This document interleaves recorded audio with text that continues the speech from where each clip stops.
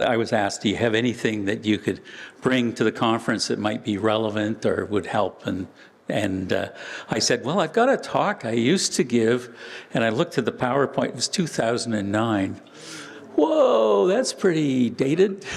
But it is very relevant to here, I think. And it's about pack trains. The first half's about pack trains.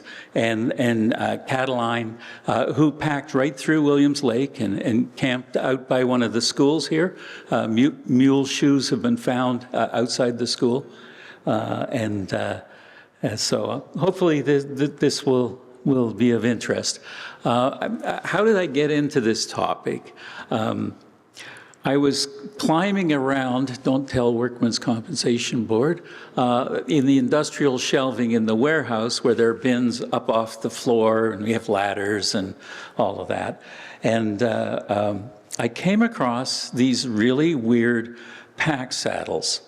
And there were a couple of them. And I said, well, we're looking for things to bring out and talk to tourists. Many of them were American tourists. And I brought them in and started digging in, and it's the objects that led me into them. Two of them looked exactly the same, and they had lots of nice examples of repairs on them. But when I went to the cards, one of them was collected in Barkerville, and one of them was collected in Hazelton. And I thought, well, that's kind of weird.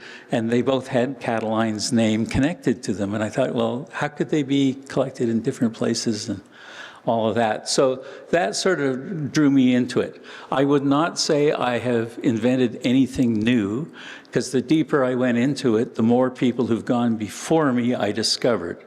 Like in the 1960s and 70s in the oral history program, they were up here interviewing all sorts of people who had memories of meeting him, and then transcribing them and publishing them in little books. Jean Barman's husband, Roderick Barman, wrote a great scholarly article and made a trip to France to dig into his early history and went into the government records. So what I put together is really based on all of these previous people's work. And of course, the images are coming from the Royal BC Museum from the BC Archives collection, and where this PowerPoint was originally put together before I retired some years ago. No, a year and a half ago. Anyway,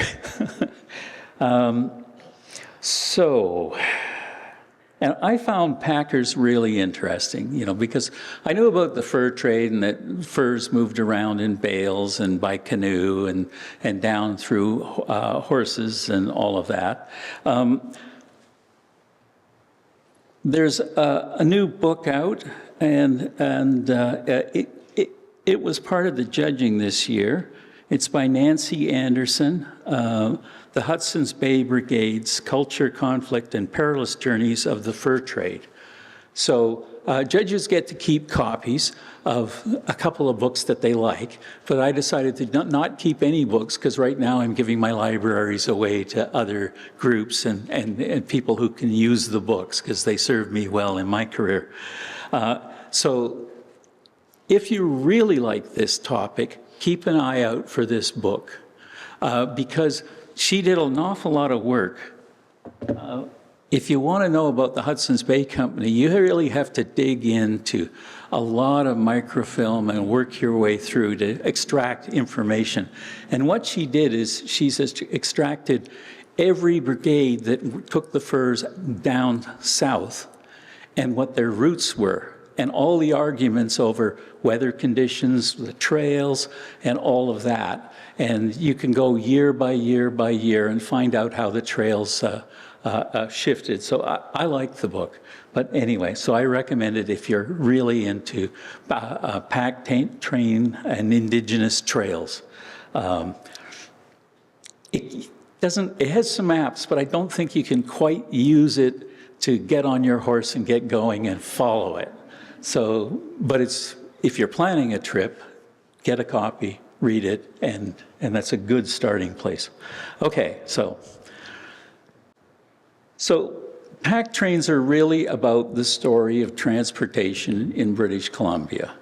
And most people start the story with indigenous grease trails from the coast, the canoe movement of the Hudson's Bay Company, and then the gold rush and the creation of the Cariboo Road, the famous illustrations of the Royal Engineers building that. Oh, thanks. I was looking for water earlier. And of course, you've got the Cariboo Road and the Cariboo wagons bringing the freight up from places like Ashcroft, where they'd pick it up from the railway and bring it due north, and things like that. Here's Dave Long's outfit with the unique wagons, and there's one of them, I believe, in Ashcroft on display. And I'd like to tell American tourists that when it's wagons ho in British Columbia, they go north. They don't go west. And another thing I tell them, and our cowboys are Indians. And they just go, what are you talking about? And you'll get the point by the time I get to the end of the talk. And of course, wagon roads give way to early cars. The Cariboo Road near Quesnel. This is Bud McDonald, probably around 1920, 22. And they're heading up to places like Fort St. James. And what we have here is a picture of the Hudson's Bay pack trains leaving Fort St. James. This is, I'm not sure who the photographer is. It's probably 1890s to 1900. That building, I believe, is still standing, which was the vault in which the furs are stored. You probably know a fair amount about trade and furs coming in and the exchange and made beavers and how the domestic economy of Indigenous people sent dad and the brother in to make sure they got calico and beads and cooking pots and all the things that mother had told them that she wanted traded for, and how it was all done by negotiating what's this worth in tokens so that you could figure out prices, and the board would have the tokens next to the goods and everybody would work out a deal. Once the traders head the furs, and they're trading all through the winter, they store them. And so I found out, working on my MA, that they would hire the kids who were with the mixed race families in the post, or local kids from the village just outside the gate, or something like that. And they'd bring the furs out, and they would beat the furs with switches to knock the moths out of the furs. When the furs are getting ready to come down, I'm not sure, did I have a picture of that? No. They'd put them in a fur press and sprinkle tobacco, because tobacco is a natural insecticide. When I studied loggers in shanties, they all smoked pipes like crazy, and there were mosquitoes and black flies was the reason. Anyways, and then the press will squish them down into very tight 80-pound bales. Some bales are 100 pounds, but most of them are about 80. Then they're covered up over with canvas, and they're tied up with ropes, and that's what's going to be going on the sides of the animals that you'll see in the slides as we go on. Because the pack train involves a lot of people, maybe one person for every 5 horses, something like that, and the horses are having, 160 pounds on them, which is a lot to ask of a horse. There's also the concern that in the middle of the night, somebody will take the bale that has all the silver fox and all the valuable furs, and you wake up in the morning and just those bales are gone, and the horses and the employee. So each bale is marked with a code which says what post it came from, and it's painted on the canvas, and it's got a number. And only the person who's doing the inventory for the pack train knows which bundle has the valuable furs in. And that's all done inside the building without the packers seeing what's going on. So nobody knows if they have really valuable furs on their animal or whether they have a lot of muskrats, referred to in the trade as the rat. high waters, muskrat populations jump, and they're waterproof furs, so you can substitute them for more expensive furs like beaver, and prices fluctuate all over the place in the auctions in London. But pack trains are more than just the fur trade. This is a nice illustration from the Slocan Star Mine, and the pack train is bringing in whatever it is you need to build your cabin in the woods. You've got an axe, you've got logs, you can build a shelter. But where are your chairs? Where's the glass for the windows? Where's the lock for the door? Where are the door hinges? So pack trains really were how goods moved around British Columbia. And here's a nice old photo of the pack train. Could be Cataline, could be one of the other packers, arriving in the streets of Barkerville. You can see some watermarks in the chemicals on the plate, but I love it because it's a sea of animals.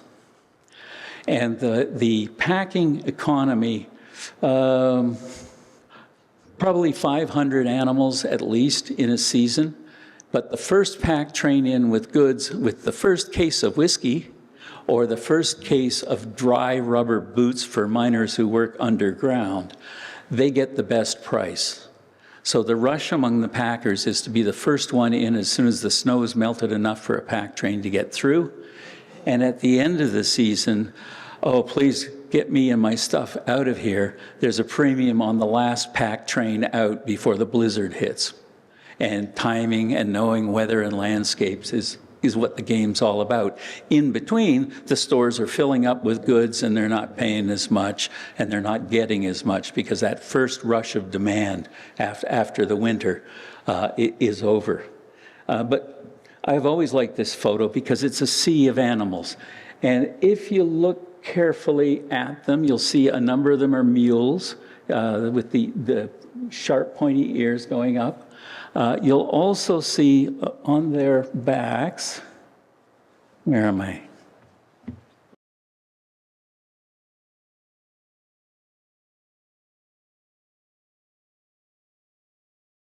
Those aren't packs, those are the blankets that go underneath the packs. Because if you put an 80-pound pack with square edges on an animal, you're going to damage the animal. If you strap it down too hard, they're going to get blisters and you're going to hurt your animals and then they're going to have problems and then they die on the trail. I think in that book it talked about the deaths of 500 horses in a 2-year season. So it was tough on the people, it was tough on the animals. And here's that same arrival, I think. And the man with his back to us with the hat and suspenders, that might be Frank, and we'll see Frank again. Frank is the token white guy, as far as I can tell. It depends on whether you consider Jean Caux or Cataline white as a Basque, or would he consider himself that? Because how did people view him? And I want to point out that if you look under the tails of the animals, you'll see the band that goes around that helps support it. And you can see the arching shape of the blankets and the apparel underneath that blanket, which is, I used to know what the material was, like a coconut mat. And that is to protect the animal, to take the weight and distribute it evenly. And then there's another strap that goes under their belly. And again, we're also in Barkerville. This is the Jewish merchant Oppenheimer, and Oppenheimer's mule train worked out of Yale. Oppenheimer's brother later became the mayor of Vancouver, but they had a big operation at Yale because they could get goods up to Yale with paddle wheelers and unload them. And then the tricky part is how do you get up the canyon, up the up past places like Jackass Mountain and all of these other places along the way. So they've been unloaded, and there's a lovely little white mule in the bottom left of that picture, if you look down there. what you needed to, well, I'll get into the mules versus horses a little bit later. So you can see that they've still got their appareos on. You can't really get a good look at them because the mats are over in the belts. And they're just in between two buildings. They're being sort of corralled in, and the goods have been unloaded. And this is Bartlett's pack train in Sandon. Now, Bartlett's ran one of the biggest pack trains, and if you wanted to get out of Sandon before winter set in, and if you're not on Sandon's pack train or in that crowd, you're not getting out, because the snow is running 5 and 6 feet deep, and it's a long way to the coast. So it's a nice picture of Bartlett's big operation, and these were big operations, and especially if you're thinking, I used to know. A pack train of 25 animals will move about 4,000 kilos of freight. Well, and that's, I'm old-fashioned, 8,900 pounds, roughly, for 25 animals. But Bartlett's pack train's substantial. This is Hazelton, and I like this shot because it's nice and clean. There's an animal properly loaded with the 2 bales, and you can see there's a numbering system on that bale, 260 in the corner, and it's perfectly balanced, and you can see how important the strap is that goes under the animal that's taking some of the weight, so there's not a lot of sway. The appareo underneath the leather's gonna start getting wet from the sweat of the animal, and it's going to mold itself to the animal's rib cage. Animals knew which appareo was theirs. And if you tried to put the wrong one on, they would let you know. But I like that because it's a good clear shot of a properly loaded animal. And I went, what's an appareo? And there's an old magazine called, on the history of the fur trade from the States. And that's where I found a really nice shot of a Mexican appareo. So you can see the tail belt, and you can see the leather without the matting over it and without any of the extra belts. It sort of ties onto it. Those are padded, and I found that ours were padded, and when I looked inside, they were padded with straw and grass, and sometimes with sticks. And I realized that if they got caught in bad weather like a blizzard, they had emergency food for their animals. They had the fixings to make a fire in the snow if they got caught. The appareo is how the Spanish Empire moved goods across Mexico to their silver mines. And they had the phrase muleteers. And so pack trains were dead center in the history of Spain in the New World. It came from Spain over here, and they were all through that. So when the California gold rush hit, a lot of Mexican and Spanish packers moved into California. And people like Caux or Cataline, who came from the Pyrenees. I'll tell you a little more about him later. So it's a Spanish-Mexican tradition moved into the California gold rush and then brought up on ships into the gold rush in British Columbia. And, there's such a rich history in Spanish ranching and Francophone ranching, of course, but Spanish ranching traditions, including spurs, which you'll see Spanish spurs around. And there was a nice set of presentation roundels in that room. So I went, well, how do they tie them on? I'm a history curator who wasn't a very good Boy Scout at all, and I'm going to learn how to demonstrate to tourists how to tie a pack on an animal. No, never going to happen. I learned that the double diamond or the never sweat diamond is one of the most complicated pieces of roping you could learn if you worked with animals. It is amazingly tricky, and 2 men can load an animal in 3 minutes flat. That includes lifting the 80 pounds up each side and throwing the ropes over and making sure it's all done right and not going to slip. Because that animal's going to walk all day, and if you haven't done your rope work right, something's going to fall off, could injure the goods, could injure your animal, could injure you even. So I found a book down in the States about cowboy rope work, and then my eyes bugged out when I looked at the double diamond, and I just thought, how on earth could anybody do that? And so a lot of the people who worked in pack trains did not have an academic education, but they had PhDs in rope work. They were really good at what they did. And this is how not to load a horse. This is Stony Creek Cabin, and he's trying to move lumber and all of that, but he's at least smart enough to stand to one side because the camera is blurring because the horse has kicked. And it takes a while to fix a photograph in those days on these kinds of cameras. And yeah, the two guys sitting on the porch goes, I told you it wasn't going to work. And a lovely shot of the pack train leaving Hazelton. This is probably Cataline's pack train. There was a photographer up there in the late 1890s, and I don't have the year or their name, but there's a beautiful series of photographs of the pack trains leading. And then there you are, you've got about 5 animals and a person and another string of 5. The lead one's called the bell mare. It's got a bell on it. It does 2 things. It says, follow me. And the second thing it does is it tells the bears to get lost, which is also something you don't want to run into with your pack train.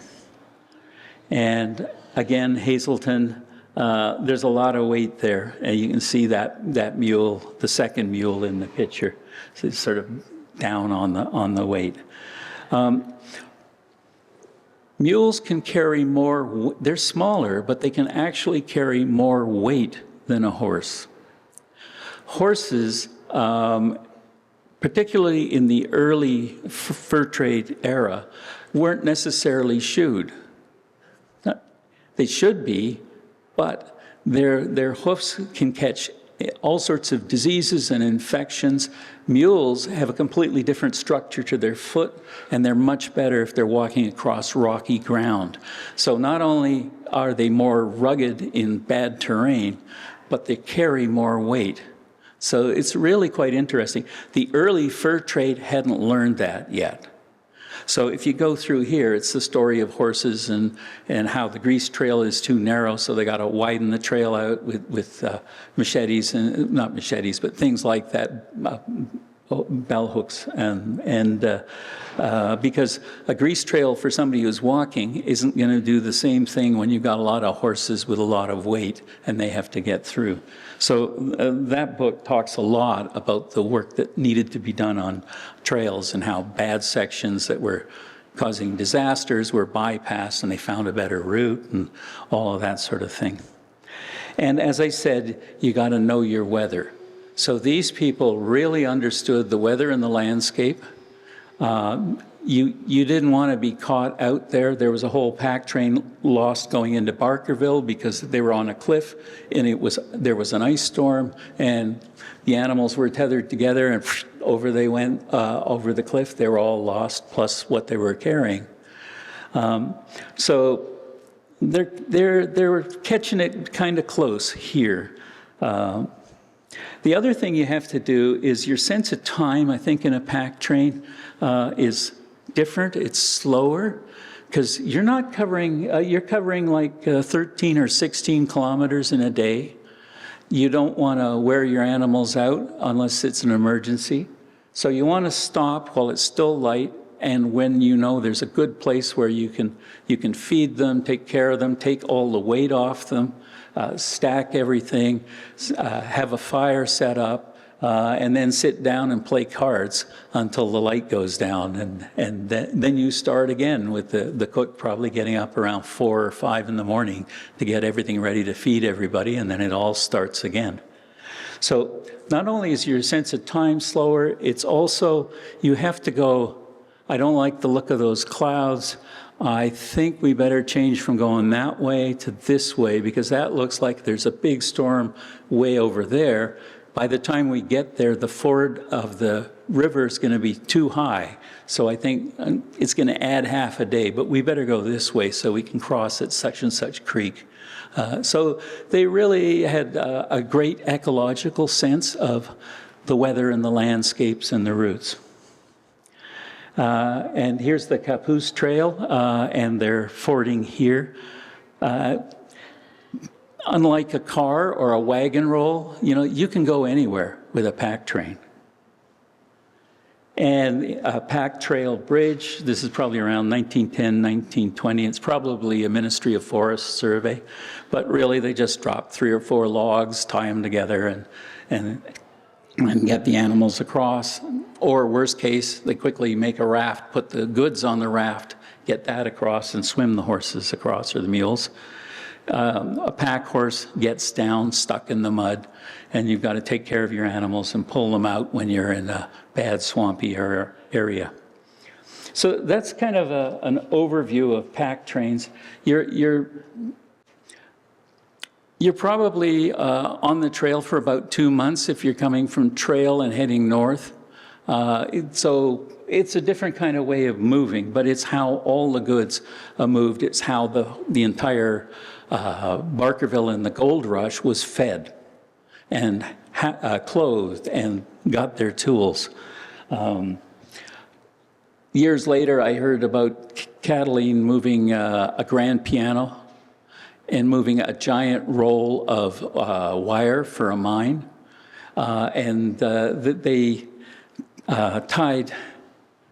They had built a rig with 4 animals with this massive heavy weight in the middle. And when they got to where they were going to stop for the night, they picked a place that had a nice rectangle of 4 trees, and they chopped the trees down really quickly at the same height, and then they got the animals to sit, to lie down with the weights of the travois resting on the stumps, and then they untied the animals and got them out. So there's a lot of ingenuity and can-do. So Cataline. Cataline is a Basque. He's born in 1820 in the French Pyrenees, and he comes out to California and pretty quickly realizes there's more money moving goods for miners than there is standing in the river trying to pan for nuggets. He spoke French, Spanish, Chinese, Siwash, a couple other First Nation dialects, and Basque, of course, and a little bit of English, as one of the great stories was, we were talking about it yesterday, about him having a little shot of rum in a bar where he'd arrived, and the first shot went down his throat, and the second shot, a little bit, went on his head because he was convinced it would help keep away baldness. And there's one of my favorite shots. Now, the belt is probably a photographer's belt to keep him sitting in the chair so he doesn't move because of the time delay of the camera. Probably in Hazelton. It's not the oldest shot of him. And here's his pack train in the street up in Hazelton getting ready to go off. You can see the totem poles down the way, and he's at the merchant shop, and all the packs are in the middle, and his animals are all around. One of the appareos that I found had the word Jack knifed into it, and I went, oh, Jack must have owned this. And then I went through his whole crew, and there was nobody called Jack. I went, it's the name of the mule. And if you put the wrong one on Jack, there's going to be trouble. And, it's just a hypothesis because you're not there. How do you know? But that was the conclusion I came up to. And look at the boardwalk on the street. There's a story that he went into the Hudson's Bay, the merchant shop, and he didn't wear socks. He had cowboy boots. And it was a winter's day, and he came in and he said, I'd like to buy some woolen socks, big ones. And so, what? Cataline is buying socks. The next thing you know, he'll be buying underwear. I mean, where will it end? Kind of thing. He bought the socks, and they handed them to him, and he says, good. And he sat down and pulled them on over his cowboy boots. And he said, the boardwalk's too frosty, I don't want to slip. And walked out of the store. I mean, that story went on and got told. Well, I'm telling it to you today. It's been told for decades. Here he is at Burns Lake, and I believe that's Gun, the camp cook, with his back to us. And it's probably the end of the day, right,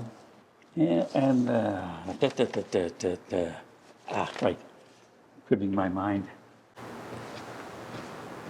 And you'll see a black cowboy there. Right there. It's a little hard to see. Yeah.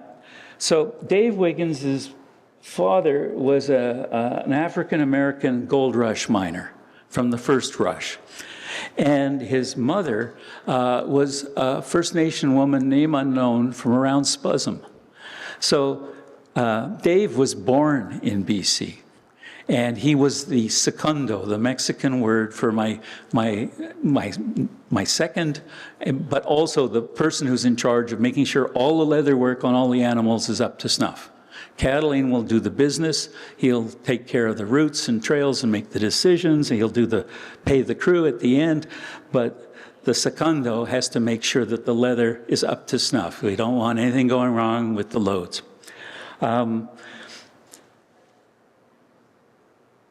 He didn't have much of an education, but he could tell you all sorts of people are moving freight on the pack train, in the same pack train. So he would know that these two bundles on this mule had been on the trail for 10 days, and it's going to this merchant along the way and dropping it off, and he could tell them what their bill was. And his math skills, again, no academic thing, but these people had high skills. And he carried all of it in his mind, and everything he contracted for was on a handshake. He treated Dave a little weird. If he was doing a business deal, Dave had to bring out a chair for him to sit in. And he put on a frock coat and a hat and sat in the chair to do the business deal and the handshake. But once he gave you his word he was going to deliver something, he delivered it except once. And he was taking up a big round of Limburger cheese to a merchant in Barkerville. And what's that smell? And they figured it had gone bad and it was going to upset the animals. So he threw it in the river and then found out that it was supposed to smell like that. Sort of thing. But that's one of the reasons people liked him, because he was a man of his word, and he was slow, and he was steady. And there he is again with a friend. So I don't know who that friend is, if that's Lou. I was talking with someone about that earlier. And this photo is kind of nice because there's all the appareils, there's all the animals in a row behind the ones that belong to each of them. And there he is in midlife. He's the one without the hat.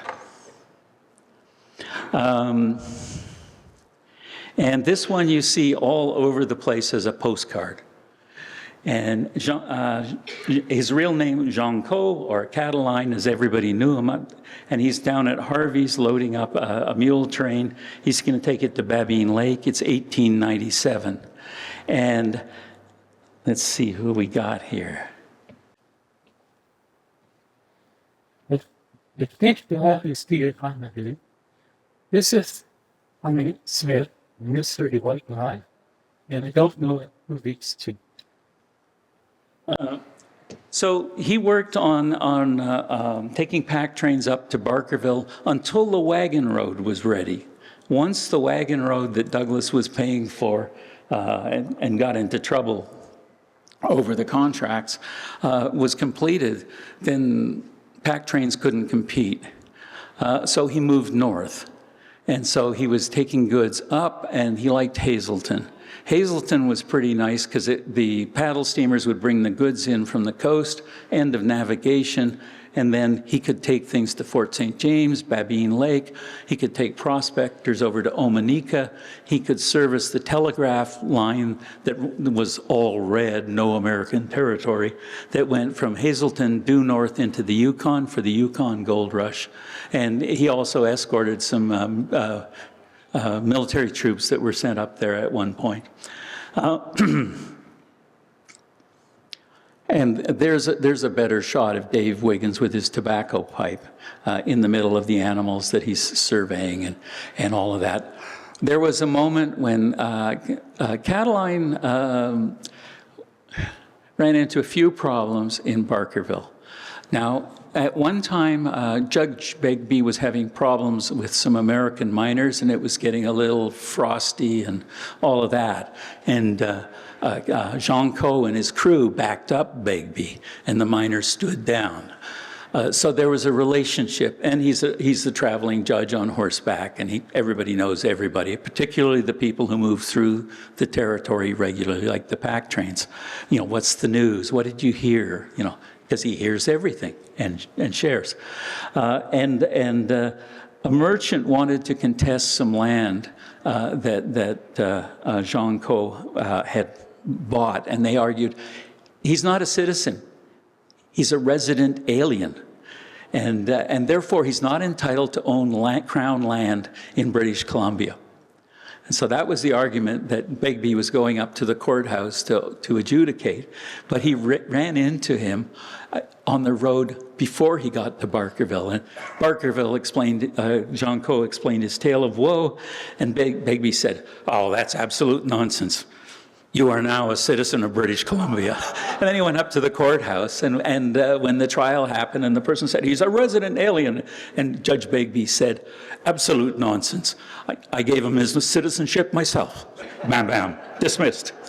The second issue in Barkerville was he owed money to a merchant. And that one I only found out very lately. And the merchant finally had had enough, and he was going up to Hazelton, and he was going to, I won't go to that one yet. He was going up to Hazelton to repossess the pack train, all the animals. He wants his money, and if he can't get money, he'll take everything else, sort of thing. And so they knew he was coming, and he had a friend, George Barnes, a rancher. So George bought everything before the merchant showed up, and Jean Caux said, "I don't own the pack train." And the merchant was very upset and left because he had nothing and all of that. And Cataline was sort of retired and lived all summer in a lean-to on George's ranch. There are accounts of traveling police officers who came upon his camp, and there was this old man with a white beard by that point, sleeping on the ground with his head on a pack saddle, with no blanket, covered in frost. And, "Are you okay?" "Yeah." "Okay." Just checking. And then later I found out, well, all this, I didn't mention his marriage to a First Nation woman from the Lower Canyon as well, also name unknown. But while he was sleeping on the ground covered in frost, his daughter was with the Sisters of St. Anne in Victoria getting a highly paid vacation while he got on with almost nothing. There were lots of bar stories. He lifted a mule by himself on a bet in a bar. He was in the bar in New Hazelton, and some young guys were acting it up, and, you know, stupid old man and stuff like that. And he pulled out a Bowie knife, a really big one, and just went, no, what was it? He walked across the bar, past their table, sort of bumped them, sorry, and looked at the log, and he found a little knot hole on the log, and he said, "Yeah, that'll do," and walked back across to his table, pulled out the Bowie knife, and then went thunk, and hit the knot hole. And the young guys just sort of went, "Oh." So, I mean, there are dozens of stories about him. Now, his crew are really, really interesting. One story is whenever he did a contract and he started off with a pack train, he would buy a new white dress shirt. And he would put it on and he would throw it away at the end of the pack train. He'd buy another one for the next thing.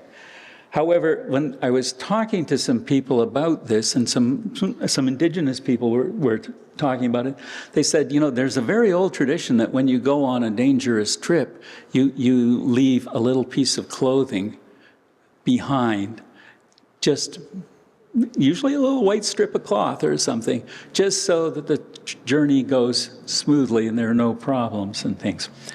So now we've got an older Jean Caux with Dave Wiggins up behind, and when he sold the pack train, he said to Dave, and take Dave, and Dave said, well, what are you doing? You can't sell me, I'm a free man. Oh, okay. You know, so there were all these kinds of things happening. The two cowboys are really interesting because most of his crew that I've run across were not necessarily Mexican. He came up with a lot of Mexican packers, and he wasn't the only packer on the trail. And he also, like several of the others, figured out early that if you want to get the money at the start of the season, you better have healthy animals. You're going to have a ranch. You're going to have to raise your own stock. And he did that. And a lot of those early Spanish ranches, some of them are for cattle, but some of them were also to raise your own pack animals. Anyway, but a lot of his crew was First Nations. They knew what the grease trails were. They knew the routes. They knew where to ford. There was a tremendous amount of knowledge of landscape and weather. And those two guys are part of the Kispiox cowboys. And so, as I said, cowboys and Indians, yeah. And other members of his crew, that's Simon Gunnanoot. How many people have heard of Simon Gunnanoot? That's pretty good. Simon Gunnanoot was a chief, and he argued for land claims and treaty rights and all of that. He was in the bar in Hazelton. There were 3 deckhands from the paddle wheeler, gave him a tough time. He left. They followed him into the bush. Shots were fired. They died. And then he decided, I'm not going to get a lot of a trial as an Indian with 3 dead white guys. So he disappeared into the bush. And when he went into the bush, the man on the other horse is Peter Hymedin, who's his brother-in-law. And so they took off into the bush in 1916. It launched the biggest manhunt in BC history to that time. The Conservative government, who had many reasons to get him other than homicide, that was part of it, but he was trouble from their perspective. They spent $1 million in 1916 dollars trying to get him. They brought crews of Pinkertons up from San Francisco. They put up posters. They offered rewards. Meanwhile, he was trapping north of Hazelton. George knew where he was. His wife and kids were in town, and they'd spend the summer in the bush with Dad. And then she'd come back with his furs and sell them in the Hudson's Bay thing for credit, and that would take care of the family. And the hunt went on for 3 years, and none of the locals would tell them anything about where he was. Until the government changed in an election, there was a new Liberal government was elected, and they wanted to settle this. The Conservative government at that time, provincial we're talking, wanted an example made. And so there was a negotiation that he would come and surrender and go to trial. And he would surrender in the Indigenous cemetery outside of Hazelton. So what you're seeing behind are family tombs.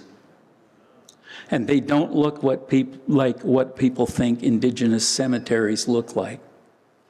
And he came out of the trees behind, and he insisted that there be a Catholic priest present, and that the sheriff he knew was present, and a photographer was present because he thought, I'll come out of the trees and they'll shoot me. And then they'll say I was shooting them. So he posed for the photograph with his brother-in-law, Peter Hammond, and they went into New Hazelton, and there was a trial. And the trial was really interesting. It only took about 3 hours, and the jury returned a Scottish verdict, which is a pretty obscure legal thing. You can be guilty, you can be not guilty, but a Scottish verdict is not proven. And he was released. There was an uproar about it, but the manhunt was over. But they're packers for Cataline. Peter Hammond, years later, he was trapping up north, and he didn't come home one winter. And finally, they found him. He was frozen to death with a broken leg, leaning against a tree, having drunk all the medicine bottles that were 80% alcohol, with his rifle with casings everywhere, and all his dogs shot as they were trying to take him out and stuff. So that's how Peter disappeared up north. Pack trains like Cataline also were how you built the Grand Trunk Pacific Railway across all the way to Prince Rupert. And there's this, again, I don't know who, but a lovely panorama of a pack train in motion for the Grand Trunk Pacific Railway. The last shot I could find, Cataline in old age, probably George Barron's farm, or ranch rather, his summer camp. With his old white beard. He died in the hospital in Hazelton. As far as they knew, he had his knife with him, so they say, and threw it out the window, and it was never seen again. So what I like about him is he's a genuine BC folklore hero. And he sort of defined how people moved about in the interior to the north as far as the Yukon and all of that. And the fact that, 100 years after him, we're still telling stories about this crazy old Basque. I just love it, yeah. And my last photo is pack trains don't completely disappear. The Grand Trunk comes through Hazelton, so you're not going to need pack trains too much. By 1920, people are driving up to the railway station in Ford Model T pickup trucks for local ranches and things. But it's still how you're going to go into the woods on a hunting expedition, prospecting for minerals, doing a forest survey, doing mapping. And a lot of people don't understand that pack trains can go to places where helicopters can't land. So they're still useful, and they're still being used today. And what I like about this, I don't know much about Wilson's pack train. It's near Quesnel, but there are the Kispiox cowboys. Every person in that photograph is Indigenous, but what I really liked is the expression of their relationship with their animals. So that's what I learned about pack trains. So thank you.